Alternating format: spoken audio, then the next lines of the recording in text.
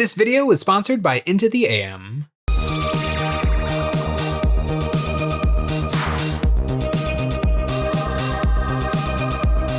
Hey guys, Jay here, welcome to Models Memories Weekly, episode 205. Models Memories is a show about nothing and is filmed in front of a live studio audience. This is a show where I talk about my painting, modeling, and wargaming experiences from the week. Now you might be thinking to yourself, Jay, you put out 3 videos a week. Ow! Could I possibly have more to say? Well, I do, and here goes.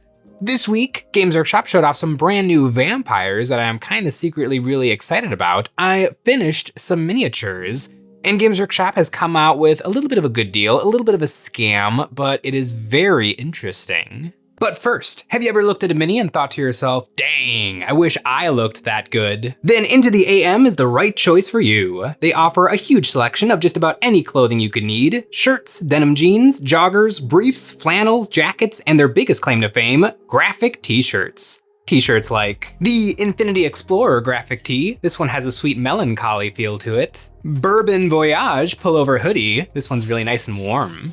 Heart of the Wild graphic tee. My Smoky Mountain parents really love this one. And the Space Saga vintage tee. It's got that retro vibe. All their art is incredibly detailed and vibrant with great pricing, and they have an absolute ton of graphic tees for you to choose from. And more are coming out all the time. I know Sean has been eyeing some of the new Japanese space fusion tees. And I'm a big fan of all the astronaut designs. I have almost all of them, including my personal favorite, Astro Pump. Whatever you're into, from astronauts to wilderness to Asian fusion, there's something for you to see and style yourself in. Right now, you can sign up through the link in the description to get an additional 10% off your order from us. Go now and get your new style today. First, the vampires. Blades of the Hollow King are ready to draw blood for the Soul Blight Grave Lords. These are some minis that are meant to tie in with the book series all about the Soul Blop Bleep Blops, the Hollow King, and the Dead Kingdom.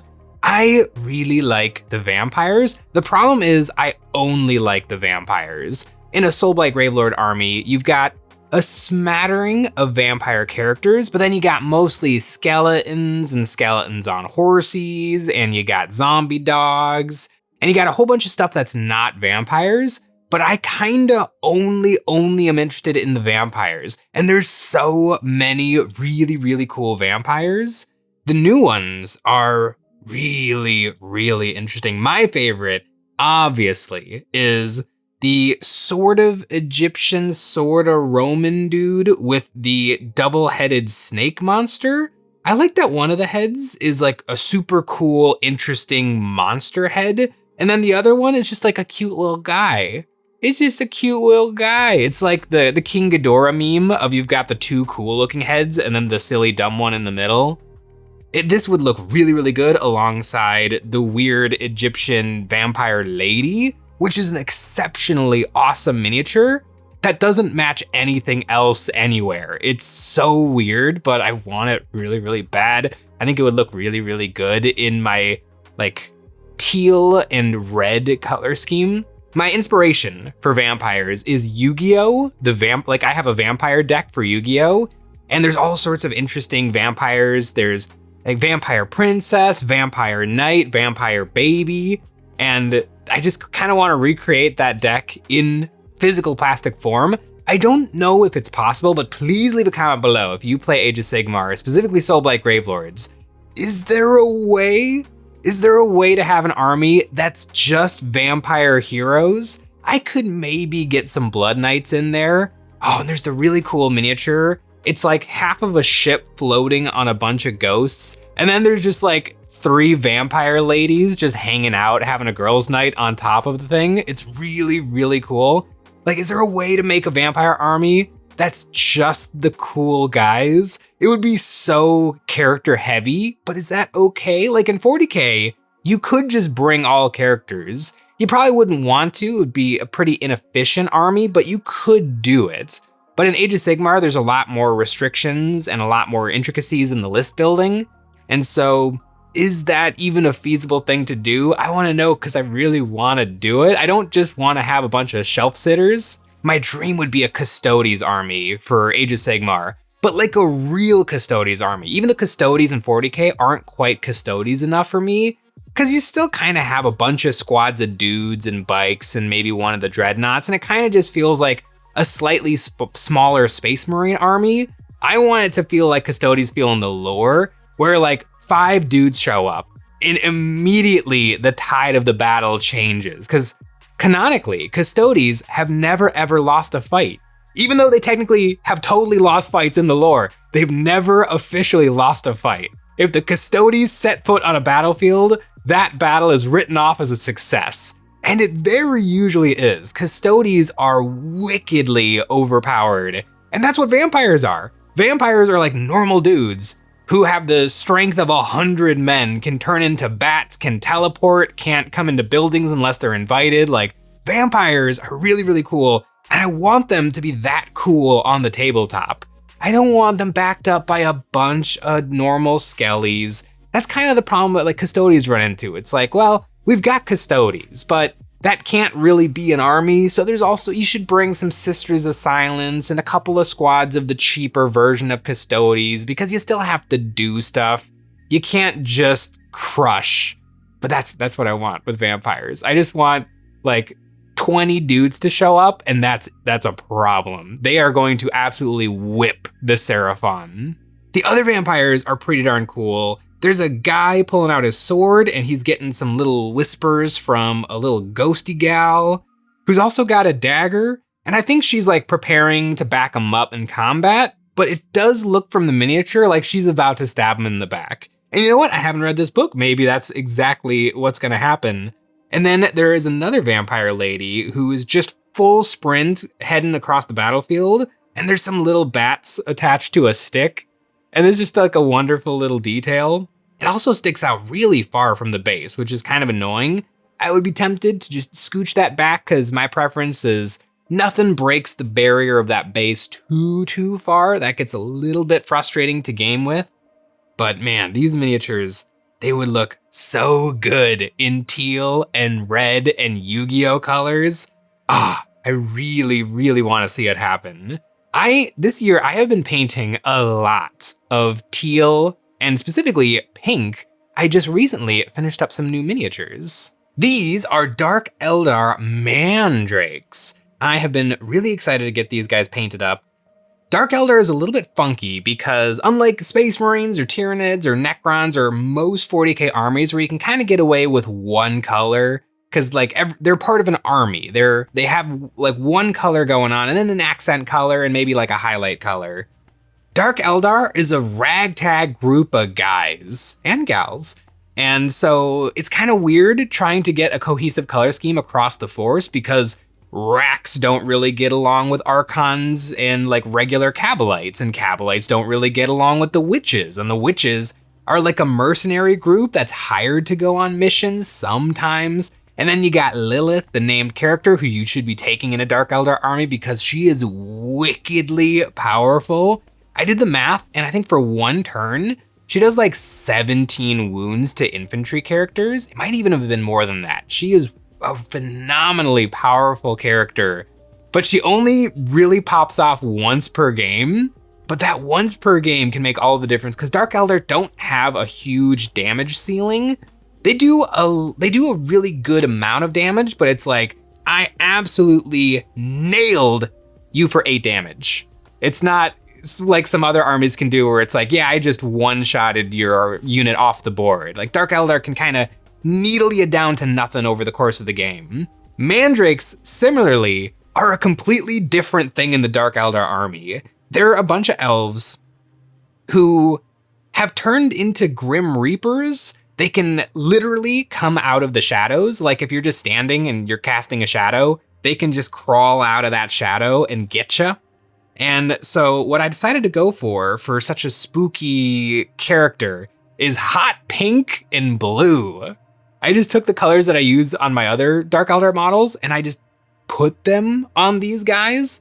And I really like how it turned out. They're probably the funkiest mandrakes in the world, but I really like them. They have pink skin, white hair, like bluey, tealy flame on the swords, which is actually a little bit of a mistake. I own a lot of blues, and so I feel like I keep using different blues every single time I paint a Dark Eldar model. And now these guys have a slightly different blue than other blues on my Dark Eldar.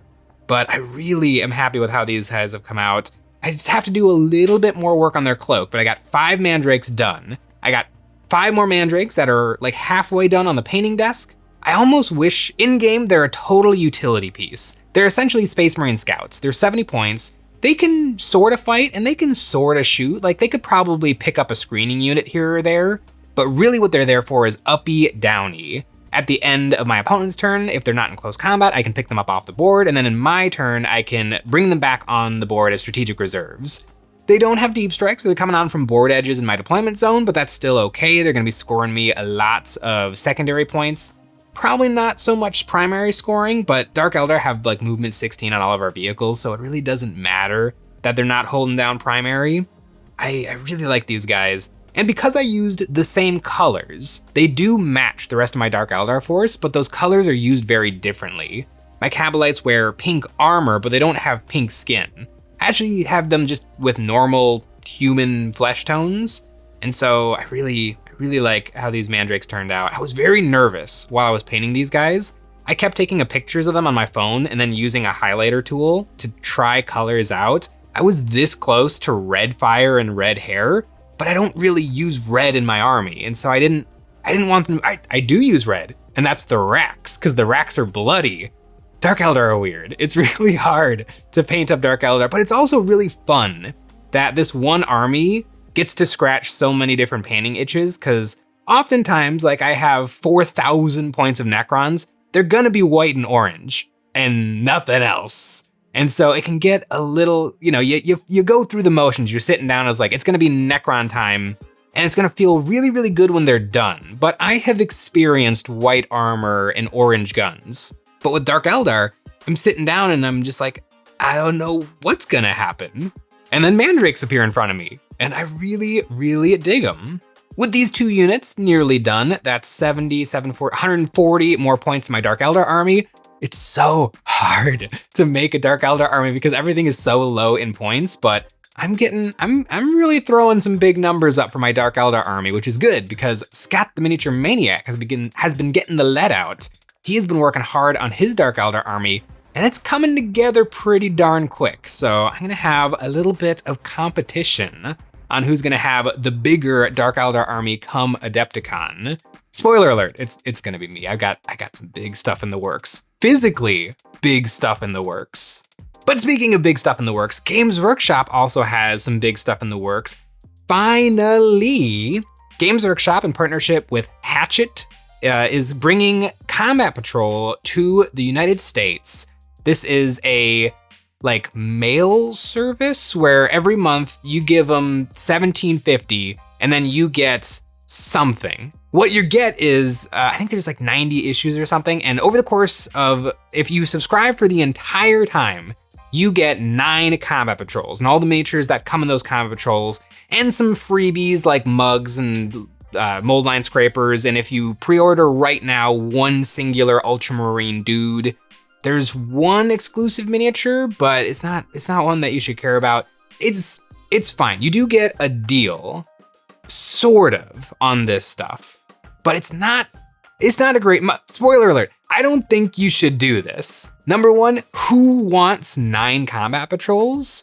You don't? Number 1, Combat Patrol is an awful game mode. I love 40K, but Combat Patrol sucks. I've played it, I played in a Combat Patrol tournament. They're wildly imbalanced. They don't update the rules for Combat Patrol, so I think if you play Combat Patrol right now, you're still using absolutely cracked, broken start of the edition Genestealer Cult and Eldari rules, so just don't play against those Combat Patrols because you'll automatically lose.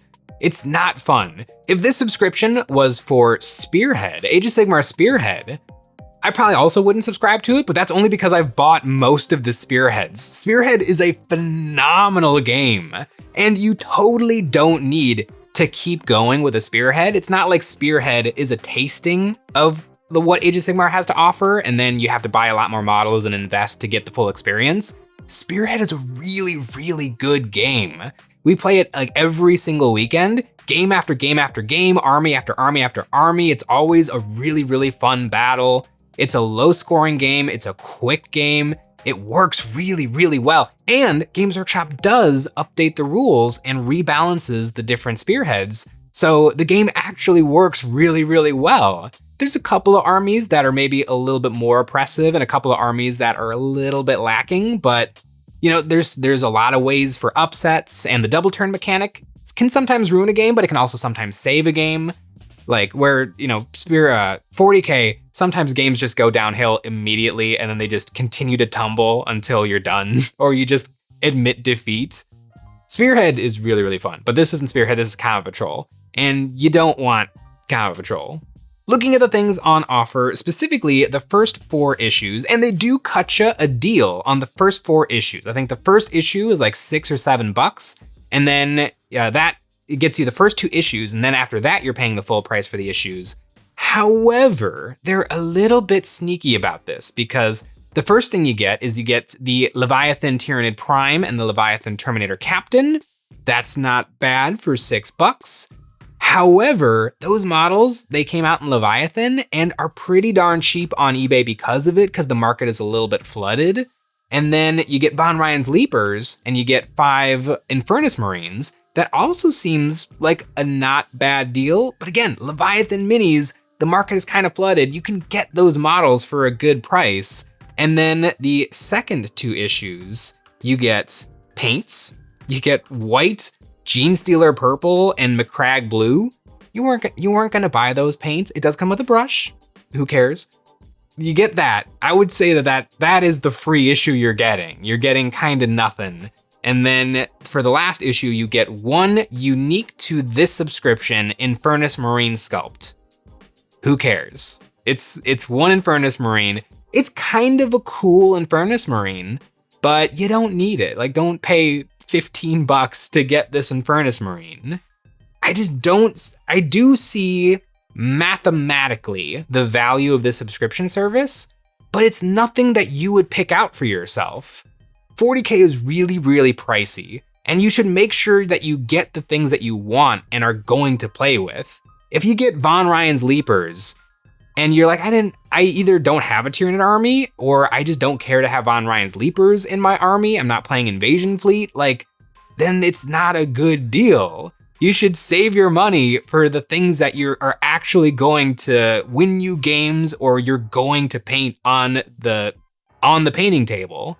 And so just getting 9 combat patrols over the course of like a year or 2, if you are a painter of Games Workshop things, and you're always just looking for that next painting project, maybe this is fine. It takes the choice away from you, but it lets you get some models for a deal.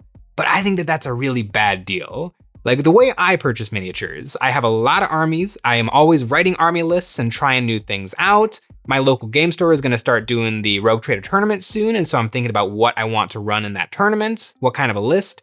And I keep my eye open on eBay to see if I can ever get something for a little bit better than 15% off, or my friendly local game store has a secondhand used shelf, and I'm always perusing that to see if I can snag something. It's very rare. I do it from time to time, but if I'm like, I need a repulsor today, I will go to the Warhammer store and buy it, but that's pretty darn rare. I'm usually trying to try to get every little bit of value I can buying Games Workshop stuff.